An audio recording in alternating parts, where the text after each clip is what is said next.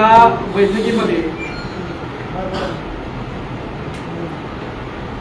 उद्याच्या येणाऱ्या ज्या लोकल गव्हर्नमेंटच्या ज्या इलेक्शन्स आहेत त्याच्यामध्ये गेल्या असंख्य अशा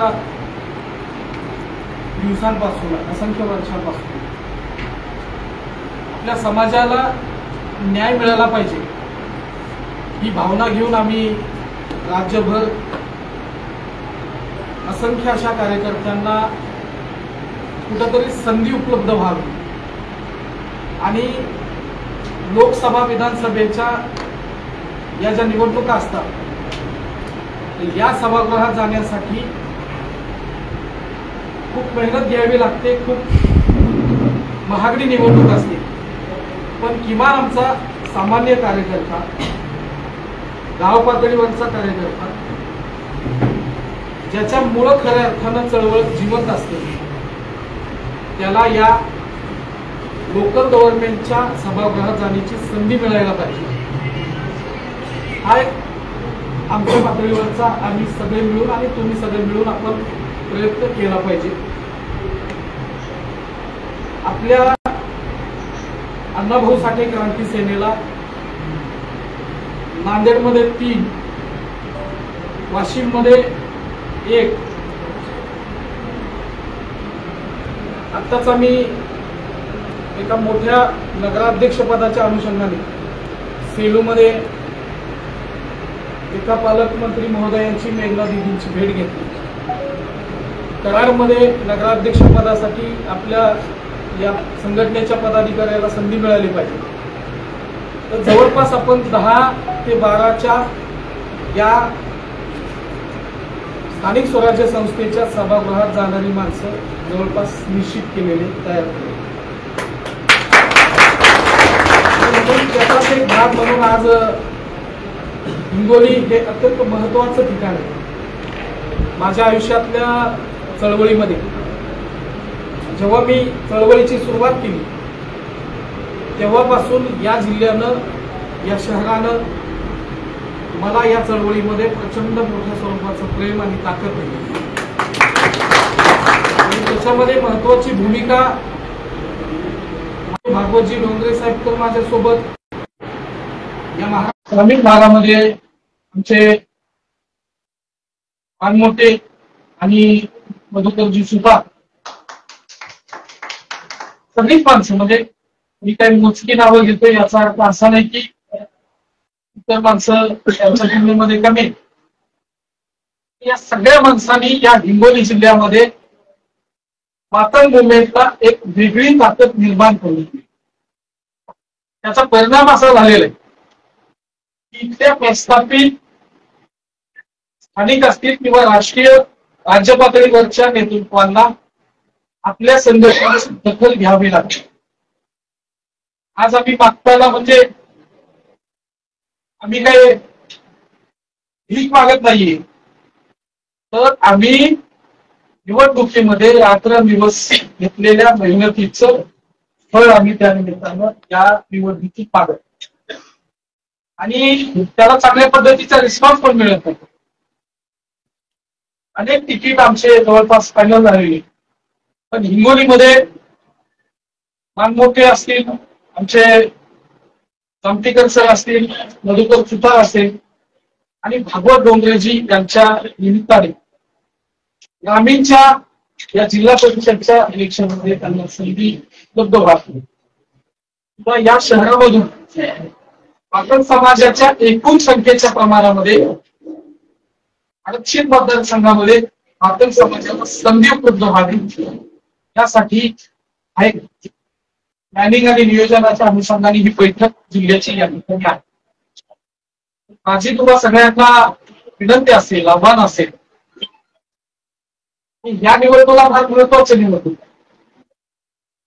या निवडणुकीमध्ये राजकीय लिडरशिप डेव्हलप होते। छोट्या छोट्या सामान्य कार्यकर्त्यांना सभागृहाचा अनुभव यावा लागतो। म्हणजे देश स्वातंत्र्याच्या आधी आणि देश स्वातंत्र्य झाल्यानंतर या देशामध्ये जो सामूहिक आनंद मिळायला हवा होता सगळ्यांना समान संधी प्राप्त व्हायला हवी होती. म्हणजे या देशातला एक वर्ग रोज हसत खेळत आहे, आनंदात आहे, तो सुखात जीवन जगत आहे. पण या देशातला एक वर्ग तो या सामूहिक आनंदामध्ये अजूनही सहभागी झालेला नाही. तो रोज उठतोय, घाम घालतोय, कष्ट करतोय, रडतोय, मेहनत घेतोय, पण त्याला मात्र संधी अजिबात उपलब्ध झालेली नाही. हा जो काही प्रचंड अशा स्वरूपाचा, मोठ्या स्वरूपाचा जो संघर्ष आपण आजपर्यंत केलेला आहे, म्हणजे देश स्वतंत्र झाले 70 वर्ष उलटलेले आहे, पण संघर्ष मात्र आपल्या पाठीला पुजलेला आहे. अशी वेळ या महाराष्ट्रामध्ये, देशामध्ये आहे. पण अलीकडच्या या दिवसांमध्ये मात्र आणि इतर उपेक्षित समूहामध्ये जे सामाजिक आणि राजकीय शहाणपण निर्माण झालेलं आहे, त्याचा परिणाम आज कुठेतरी आपण दखल पाहतो. म्हणून आजच्या या बैठकीमध्ये काही गोष्टींचे ठराव आपण सगळ्यांनी घेतले पाहिजे की आपल्यातल्या सक्षम उमेदवारांना आपण सपोर्ट केला पाहिजे. आपल्यातल्या योग्य आणि त्याला सामाजिक चळवळीचं भान आहे आमच्यातली माणसं उभा राहिली, विधानसभेच्या सभागृहात गेली, लोकसभेच्या सभागृहात गेली, मंत्रिमंडळामध्ये सहभागी झाली, पण सामाजिक आत्मीयता त्यांच्यामध्ये आम्हाला दिसून आली. आणि म्हणून आजपर्यंतच्या या इतिहासामध्ये असंख्य माणसं मंत्री होताना पाहिले, आमदार होताना पाहिले, पण या समाजाला न्यायाच्या पटलावर उभं करण्यासाठी त्यांना मोठ्या प्रमाणामध्ये अपयशच आलेलं दिसून येतं. पण आपण मात्र अण्णाभाऊ साठे क्रांती सेनेची चळवळ ही गावगाड्यातल्या सर्वसामान्य व्यक्तीच्या घरापर्यंत पोहोचली पाहिजे. म्हणजे निवडणुकीचे जे नियम इथल्या प्रस्थापितांनी उभे केलेले, ही कार्यकर्ता सक्षम असावा, त्याच्याकडे पैसे असले पाहिजे, त्याची सगळीकडे ओळख आणि परिचय असला पाहिजे. आम्हाला हे सूत्र अजिबात मान्य नाही. आमचा कार्यकर्ता हा सामाजिक चळवळीशी किती प्रामाणिक आहे, त्याला इथल्या लोकांच्यावर, त्याच्या जातीच्या, त्याच्या रक्ताच्या, त्याच्यासारख्या समदुखी लोकांच्यावर किती प्रेम आहे. आणि जेव्हा आम्ही त्याचा विश्वास टाकू, तो विश्वासाला 100% पात्र होणारा कार्यकर्ता, मग तो फुटलेला असेल, तुटलेला असेल, त्याच्याकडे घालायला कपडे नसो, पण त्यालाच पाहिजे, हा शेवटपर्यंतचा प्रयत्न करण्यासाठी ही बैठक.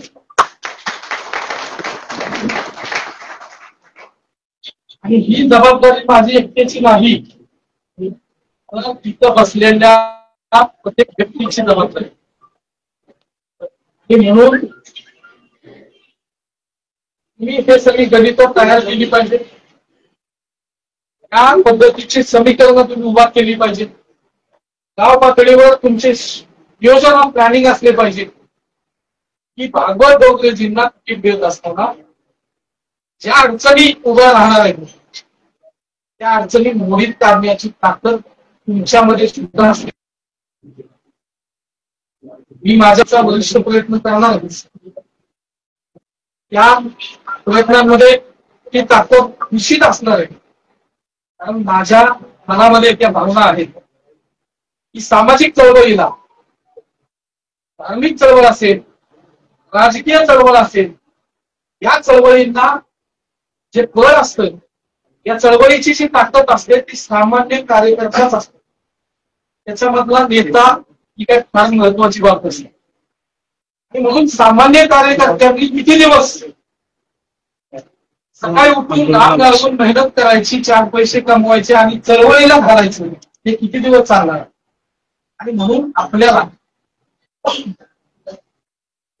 प्रस्थापितांचं हे समीकरण मोडीत काढायचं की त्यांच्या मर्जीतला माणूस त्यांनी उठमंत की उठणारा आणि बस मधलं की बसणारा माणूस थोडा आपल्याला बगल देता आला पाहिजे. बाजूला काढण्यामध्ये आपण यशस्वी ठरलो पाहिजे. या निवडणुका तरी प्रस्थापित पक्षांच्या सुरू आहेत, या मानसिकतेमध्ये राहू नका. या निवडणुका जितक्या त्यांच्यासाठी महत्वाच्या आहेत तेवढ्याच त्या आपल्यासाठी सुद्धा महत्वाचे आहेत. या आपल्या निवडणूक आहेत.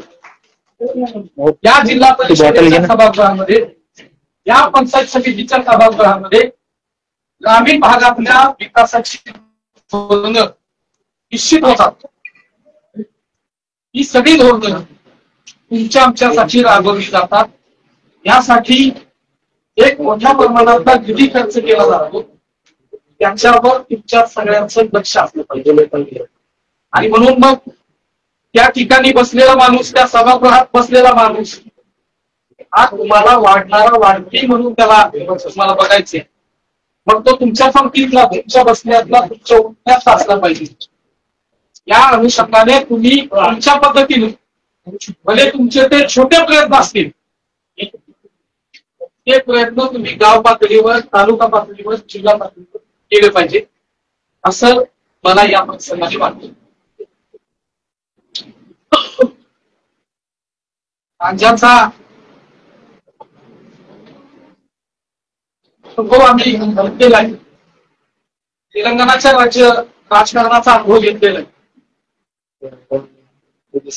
या सगळ्या अनुभवातून ही गोष्ट आमच्या समोर आली की आमचा विचार करणारी माणसं मात्र सभागृहात अजिबातच नाही. कुठून आणली जातात आणि ऐन निवडणुकीमध्ये हे कुठून तयार होतात मला माहिती नाही. पण एका जातीचा म्हणून त्याला घोषित केलं जातं. त्याच्या जातीची टिमकीबाजी केली जाते, त्याचा गवगवा केला जातो. आम्ही मात्र आमच्या जातीचा बघून त्याला आम्ही आमचं मत केलं, आम्ही त्याला सपोर्ट करतो. कुठल्या अपेक्षा आम्ही ठेवत नाही. हे फार समीकरण चुकीचं, हे बदलावं लागतं. म्हणून आज पहिल्यांदा आम्हाला आमच्या माणसाला तिकीट द्या म्हणून प्रयत्न करावा लागेल. आणि जर या आमच्या प्रयत्नांना, या आमच्या मागणीला न्याय मिळत असेल तर विरोधाची भूमिका आणि ताकद सगळ्यांची असली पाहिजे. आजच्या राजकारणामध्ये मला असं एक समीकरण दिसून आलेलं, जवळपास आता आपल्या सगळ्यांच्या शब्दाला चांगली किंमत तयार झालेली. म्हणून त्याचाच आपल्याला एक रिझल्ट आउटपुट मिळाला. तिकीट आणि फार मोठी उपलब्धी फक्त हिंगोली जिल्ह्यामध्ये ही जी चळवळ आहे ती जिवंत ठेवण्यासाठी आणि गतिमान करण्यासाठी तिला लागणारं जे बळ आहे हे लोकल डिस्ट्रिक्ट लेवलच्या, जिल्हा लेवलच्या कार्यकर्त्यांकडे असलं पाहिजे. आणि त्याची ही संधी आहे. म्हणून तुम्ही कुणाला तरी मिळत बघूया. राष्ट्रवादी काँग्रेस, बीजेपी, शिवसेना हे सगळे पक्ष मिळून कुणाला तरी आमच्या PSC ला घेतील. मग आपण बघू. या तुमच्या विचारामध्ये न राहता या सगळ्या पक्षांना आमचाच माणूस द्यायला भाग पाडण्याची रणनीती तुमच्या माझ्याकडे सगळ्यांच्याकडे असायला हवी. आणि विशेष गोष्ट आहे की आम्ही या भागातले सन्मान्य आमदार मुटकुळे साहेबांच्याकडे आमच्या शब्दाला निश्चित किंमत आहे. आणि याच्या व्यतिरिक्त ज्या जिल्ह्यातलं जे राजकारण त्याच्यामध्येही तुम्ही मोठ्या पातळीवर प्रयत्नशील असलं पाहिजे. यांचा प्रयत्न हे जिल्हाध्यक्षांचे बंधू यांचा इथल्या सिटीमधल्या, शहरामधल्या या लोकांचा हा सगळा विषय आहे.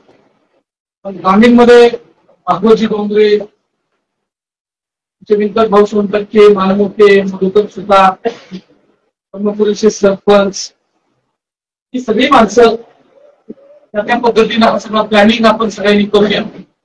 हे इलेक्शन घडवतो आपण चळवळीतलं आणि अनुभवासाठी क्रांतिशील येतलं सर्वात प्रभावी आणि समाजाला दिशा देणारं ठरलं पाहिजे असं मला या प्रसंगाने वाटतंय. आणि म्हणून मी जास्त वेळ घेतला नाही किंवा मी जास्त काही कुणाला बोलून दिलं नाही आणि खरं सत्कार सुद्धा मी करू दिला नाही. कारण विषय फार महत्वाचा आणि गंभीर, वेळ खूप कमी आहे आपल्याकडे. त्या निमित्ताने सगळ्यांनी मिळून आपण प्लॅनिंग केलं पाहिजे. सगळ्यांनी तयारी लागा. तो कुठून कशा पद्धतीने इच्छुक आहे याची एक प्लॅनिंग करून आपण सध्या आपण या निवडणुकीमध्ये उतरलं पाहिजे. मला जर काय वाटत असेल तर तुम्ही त्या पद्धतीने संबंधित आपल्या सगळ्या पदाधिकाऱ्यांना सूचना करावी. या बैठकीमध्ये वेगवेगळ्या सामाजिक आणि सगळ्या राजकीय क्षेत्रातले मोठी माणसं या बैठकीमध्ये उपस्थित आहेत. त्यांचाही अनुभव आपल्या सगळ्यांना मिळेल. या भागातले अध्यक्ष माजी साहेब सुद्धा स्वतःहून या ठिकाणी उपस्थित आहेत. वाशिमहून आलेले आमचे संघटनेचे राज्य प्रवक्ते ॲडव्होकेट सर या ठिकाणी उपस्थित आहेत. मराठवाड्याचे अध्यक्ष नव्यानच आपल्या सगळ्यांचा परिचय व्हावा म्हणून मी त्यांना या ठिकाणी बोलवले. सामान्य संदीप भाऊ गोकेफोड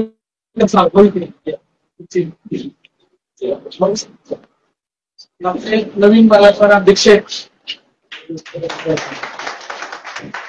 सगळ्यांचा परिचय व्हावा यासाठी मी त्यांना या ठिकाणी बोलवलेला आहे. व्यासपीठावरची आणि समोर बसलेली सगळी माणसं आपलं एकमेकांच्यावर प्रेम आहे आणि तुम्हीही तितकेच मजबूत आणि ताकदीचे नेते आहात. सगळेच लोक तुम्ही काही मोजके नावं घेतले पाहिजे. तब्येत खराब आहे. साहिलसाठी उपस्थित आहे. तुम्हाला काय वाटतंय थोडं एकांना मला फक्त सांगितलं. तुम्हाला काय म्हणायचंय का?